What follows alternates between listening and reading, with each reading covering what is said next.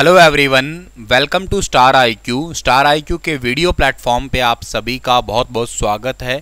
आइए स्टार्ट करते हैं आज के करंट अफेयर, यानी कि आज है 26 जून और 26 जून 2022 के हरियाणा करंट अफेयर इस वीडियो में हम पढ़ने वाले हैं।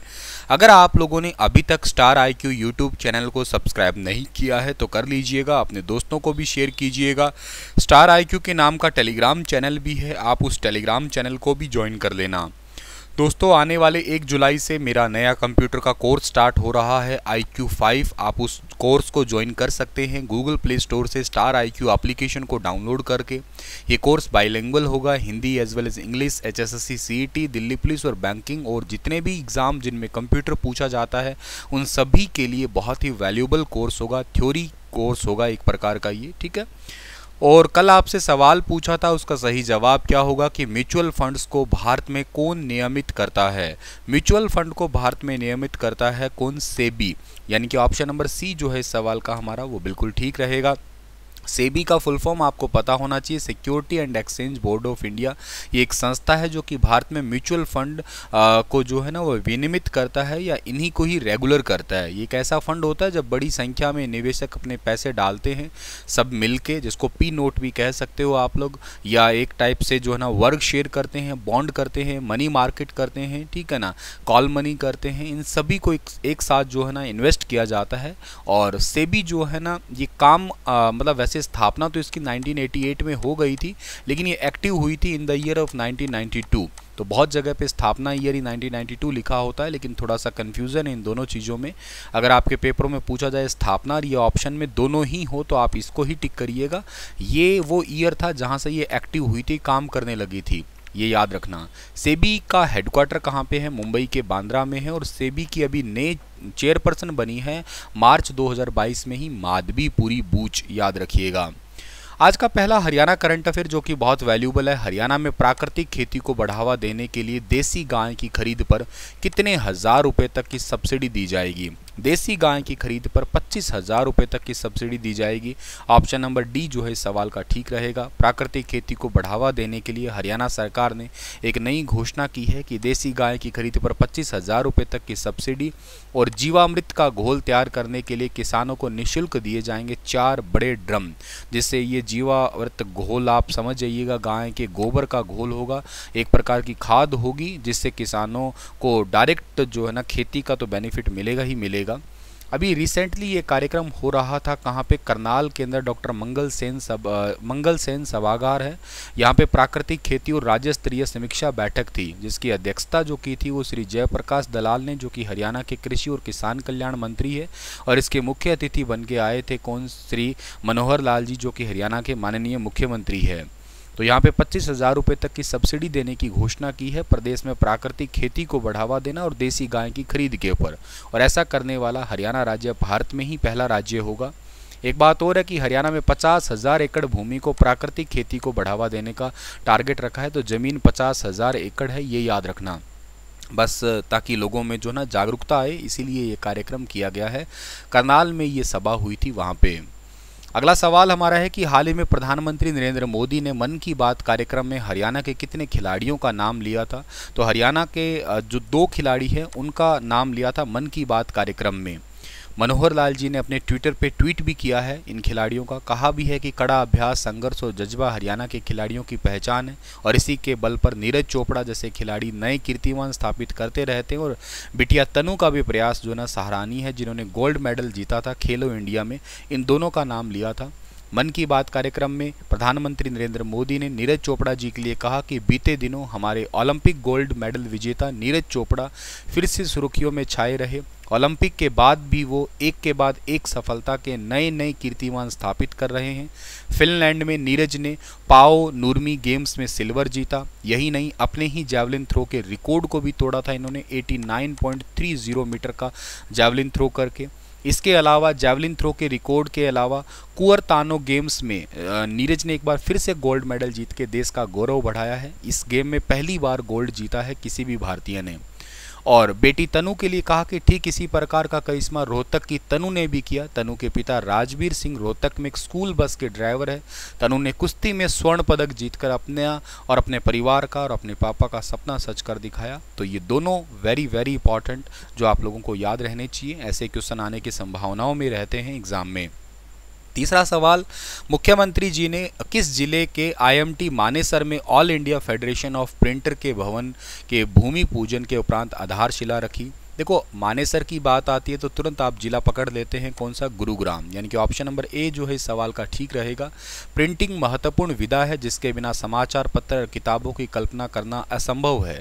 मुख्यमंत्री जी ने कहा है कि भले ही कितना ही टेक्नोलॉजी आ जाए, भले ही कितना ही ई मीडिया आ जाए, लेकिन जो किताब है या हार्ड प्रिंट है वो तो एक अलग ही उसका इतिहास है। और ये बात तो आप भी समझते हैं, आप लोग पीडीएफ से एक तो पढ़ें ऑनलाइन और एक आप पढ़ें हार्ड किताबों से, उन दोनों में तो बहुत बड़ा डिफरेंस है। तो हरियाणा के मुख्यमंत्री मनोहर लाल ने गुरुग्राम के आईएमटी मानेसर में all India federation of master printers के भवन निर्माण के लिए भूमि पूजन करने के बाद वहाँ पे आधारशिला रखी। 1400 वर्ग मीटर क्षेत्र में ये बनने वाला होगा, ठीक है, तो ये बात याद रखना। और प्रिंटिंग का लगभग 30,000 साल पुराना इतिहास है। ये प्रिंटिंग प्रेस इंडिया में आपको याद हो तो लेके आए थे पुर्तगाली। दो चीज़ें लेके आए थे, एक तो अच्छी और एक बुरी। बुरी इसलिए कहूँगा क्योंकि आज उसकी लत लोगों को बहुत ज़्यादा ख़राब कर रही है, वो है तंबाकू। और दूसरी प्रिंटिंग प्रेस, तो ये तो खैर बहुत अच्छी है ही है, ठीक है ना।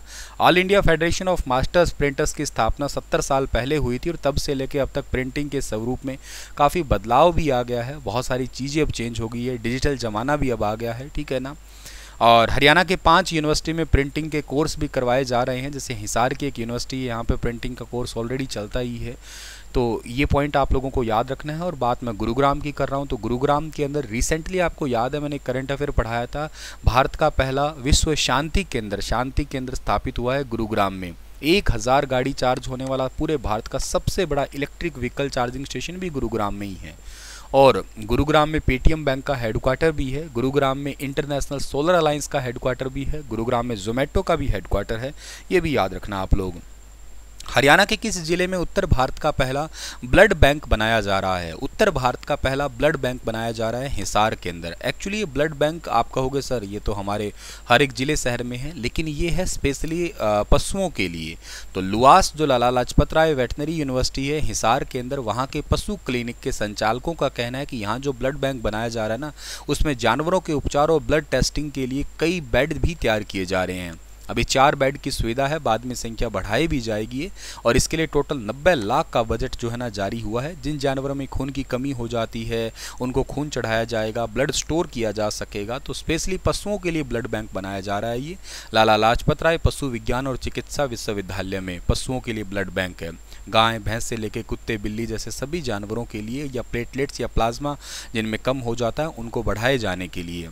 हालांकि यहाँ पशुओं के लिए उत्तर भारत का पहला ब्लड बैंक खुलेगा और ये एक निसंदेह बहुत ही अच्छी सी बात है, जहाँ पशुओं का रोज उपचार हो पाएगा, याद रखना आप लोग। तो ये कई सारे मतलब लगभग जो है ना 18,000 से ज़्यादा कुत्ते बिल्ली गाय भैंस और पशुओं का उपचार ऑलरेडी यहाँ पे होता ही रहता है। और मेनली जो है ना जिन पशुओं को एनीमिया का शिकार रहते हैं उन पशुओं के लिए ये ब्लड बैंक वरदान साबित होगा।